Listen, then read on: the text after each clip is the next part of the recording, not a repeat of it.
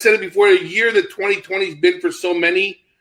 I think we've opened the door and we started a fellowship here and we built some momentum. And as my pastor says, it's not a movement, it's a ministry. So without getting too, formal with it, I sit there and I think about all the people that you and I have had the honor of meeting through this podcast, this show, this movement that we're doing. And I was like, wow, why don't we just, take a minute again and refresh everyone and all the people who've shared their lives with us in this short amount of time. Short amount of time and so many. And you know what? I want to bring this up because I mentioned this to Bill before the show. Bill won't bring it up, but I will.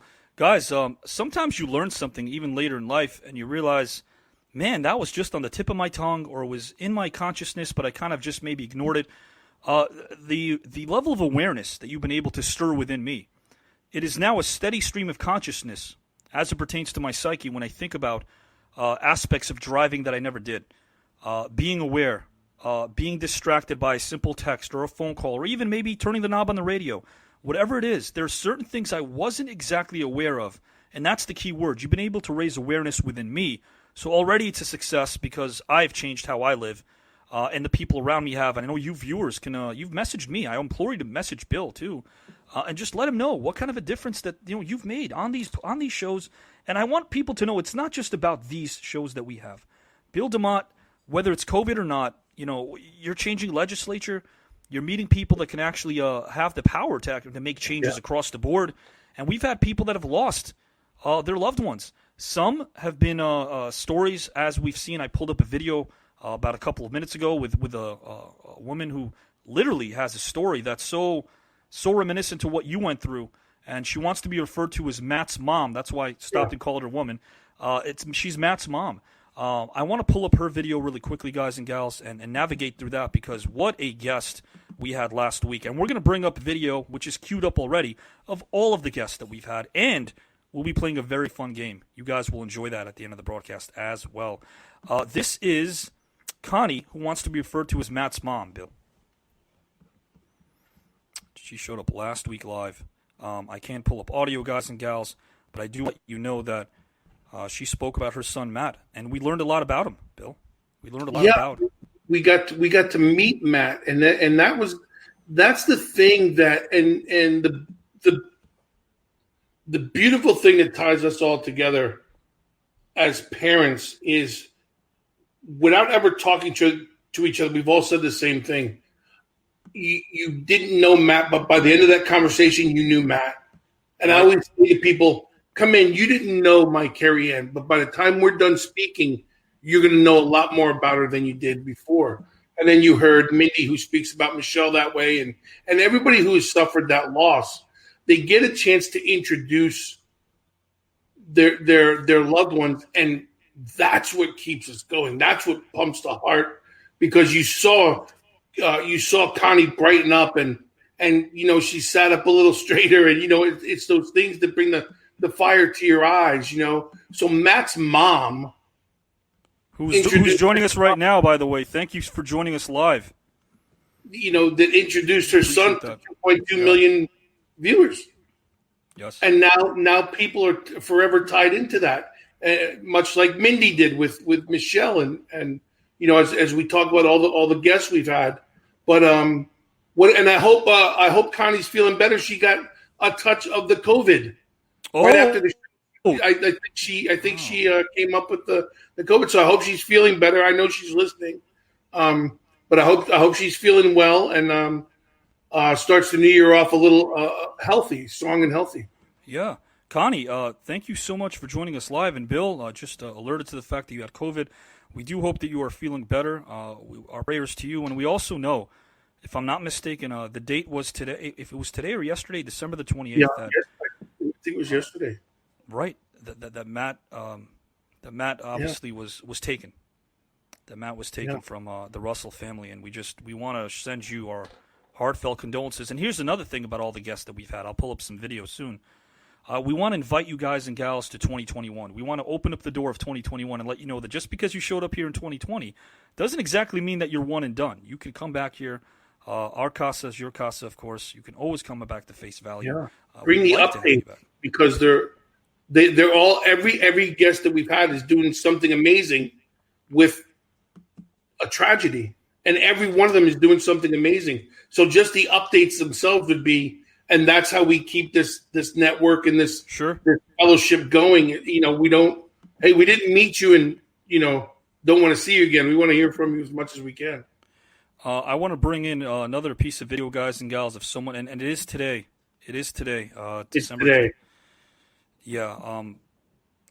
During this show live and after the show, my heart's with you, Connie. And I know, you know, again, just watching people like you and Bill and Mindy last week the way that I did, I became someone who was literally spectating.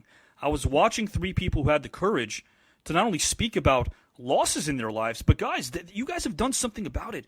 You've touched so many people across the board, and I didn't even know. I wasn't privy to the fact that there's so many movements out there that bring people together, bring people that have suffered and went through this together. And Bill, I have a question for you before I bring up some video. That has a lot to do with the healing process as well, doesn't it? Well, it has to do with the healing process, and I think I can't speak for everyone else, but I thought as a parent, you can't win. I wasn't going to allow someone else to win. Why should their decision be the last decision made on my daughter's account? And I don't want to speak for Mindy or Connie or anyone else, but why? And that was part of the healing process, as well as knowing that what you're doing for your son or daughter or your loved one is, you know, meaningful. And that my thing was, you don't get to make that decision. You made a decision that cost the world. You made a decision that destroyed 20 years of building, and so you don't get the decision to say this is where it ends. You know, and that was kind of, that's a little bit of my mindset for what we're doing, is that nobody's going to tell me that was it, and what happened to my daughter was the final decision, and I hope I don't come across as cross or angry, but I'm a little angry when I talk like that. But I think that's it for all the parents is, no, somebody made a decision that took from us. They don't get to make the decision that says we have to live with Does that. it bother you when you get, and I was talking about this with somebody else, and guys, I want to pull up your comments. Mindy, great comment. I want to pull it up. Gus, Connie, I want to ask Bill a question over here, and you guys and gals can respond as well. I was speaking about psychological profiling with somebody the other day over the phone, and it irks me. I don't want to generalize, but it irks me to know how much time and money is invested in perpetrators, in assailants, in people actually that were deemed criminals by the legal system. There is so much time and exhausted effort spent on why it's cause and effect, and why did they come to this decision, or what led them down this path, and how could it have been prevented. And it boggles my mind how much time is spent on anyone but the victim, Bill. Everyone has an opportunity to be better, except the victim. We can't, now, because we're talking about kind of my area, we're talking about drunk and distracted driving. Well, it's not right to take that person's license away, because how do they make a living? How do they get to work? How do they get to school? How do they do these things? So the quickest answer is, wait a minute, my daughter no longer can go to work. My daughter can no longer go to school. What about the 12 and a half, 14 years she put into school that she was trying to finish? Why isn't that in the play? Why can we not punish someone for what they did instead of, well, really, what good is it going to be to punish them for that long? You're right. And this is what we have now is repeat offenders, because no one's being punished, because everyone has rights and everybody gets an award and everybody gets a trophy and everybody deserves more than what they have, except the victim. The victims get swept under the rug so much. Except the victim. Our loved ones, well, they get to become statistics.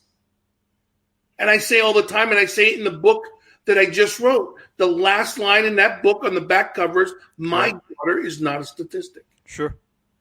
These people that have been taken from us are not a statistic. And shame on everybody who treats it that way until they become affected. And unfortunately, that's when the laws, and that's when everybody's going to change, when they become directly affected and realize, I mean, people, prisoners and people that have been in and out of jail, they have a rating system. They have a numbered rating system, and by the numbers determines how they get punished and how long they can be punished for. Like the young lady who got 12 years for killing someone, but instead of getting 12 years, she got 12 years probation and 4 years in prison. Unreal. But she can get her license back when she gets out of prison because she has to make a living. The lives of those who are actually, and the lives of those who are lost in many cases, guys and gals, are oftentimes they outnumber the amount of years that some of the offenders spend in prison. Yeah. That irks me as well. Yeah. True, Mr. Bill Demott, we cater to the offenders. That's from Connie Beard Russell, who's joining us. We cater to the offenders, unfortunately. Preach, Bill, from Mindy. So true, Bill. The victim is always swept under the rug. Yeah, it happens all the time. Hector, thank you for joining us. What's up, guys? Saying hello, saying back hello to you, and God bless. Stuart Stone has a great comment. You're an impressive man, Bill. God bless your inner strength. That's from Stuart Stone. Kelly Coleman, thank you for joining us. Connie, you're spot on, Bill. You're 100% Bill. Evil will not win. Another comment from Mindy. I ask each person watching and listening to honor Matt today to plan ahead. Designate a sober driver, Bill. Does that speak to you? Yes, ma'am. Yeah. It's not hard. It's not hard. If you're my friend, get me home safely. And I'd call Avi from where I am right now and say, listen, I'm going out. Don't let me go home. Right. Though it's not that hard. Nope. It's irresponsible to say it's hard, or I forgot, or it slipped my mind, and I was going to do it, but I didn't do it, and oh my gosh, I'm so sorry. I like what you just said. It's irresponsible to say that it's hard. It's irresponsible this day and age, what we know, how we know it, and what we do in life, and what we see every day. It's irresponsible for someone to go, I'm sorry, I just made a bad decision. You made a choice before you started that that's what you were going to do. End of the line, and nobody can tell you different. Nobody Alice can tell you Galligan, different. so proud of your decisions, Bill. That's my mom. Oh, really? Wow. Thank you for joining us. Wow. Alice, my thank mom you. watching the show. Hello, Mommy. Would she be offended if I brought this guy in? She would be, right? My mother would slap the taste out of his mouth. He would never walk into my mother's house and see that she's scared of dog. Not that far removed from Howard Collado. So not that far removed. No, not at all. And I want to say, Alice Galligan, thank you so much. Quality over quantity, and the quality of time I've spent getting to know your son, Bill. A true privilege. You epitomize what a human being should be, and that comes from the heart. Of course, yeah, sure. Joel Bateman has been sober for 10 years. Keep on rocking, Joel. Keep it going. I want to bring up... And I didn't mean to interrupt, but Joel please. stuck a chord with me. And a lot of people, and I know Connie and Mindy have gotten this before too, as well. We're not telling people, I'm not against drinking. If you're, not to stand on a soapbox, you're 21, you're of age to drink, and you want to go to a bar and have a drink and be with your friends and partying. And I know it's very hard, 2 for 1 and happy hour and all these things. I'm not against all that stuff. What I'm against is if you know you're going to do that, why drive home? Because that's where the party ends. You end the party the minute you make that decision. So we've never told anybody, I've never told anybody, if you drink, I can never speak to you. So everybody knows, at my pool in the summer, I will sit and have a cold beer with my wife as we're sitting by the pool. But I will not in public ever go out and have a drink again. Sure. Because of what happened. I will never have a drink again. Because I will not have someone take a picture of me and say, Bill Demott's out drinking. I will never put my family or my daughter's name in jeopardy because it's irresponsible. But for someone who wants to go out and have a good time and a couple margaritas and all these other things, I'm not against Cinco de Mayo. I'm against not waking up after Cinco de Mayo. I love the way you said that. And guys, and you know what? I'm going to tell you this right off the bat. A couple of my former students contacted me about maybe 3 weeks ago. I haven't told this story yet, but a couple of them were telling me, they can't wait till the vacation so they can party. My response to them was, just remember something. You have the power to not only choose how you live your life, you have the power to make sure that the people around you remain alive. Yes. You have the power to make sure they're still ticking every day based on your choices. And it's so important that people understand that it takes one decision and 1 second, one choice can change somebody's entire life forever. Try to envision yourself when you're driving, knowing that even though I hate when people bring this up. Oh, I'm a great driver. I'm excellent. I have nothing to worry about. Well, what about the person on the road that isn't a great driver?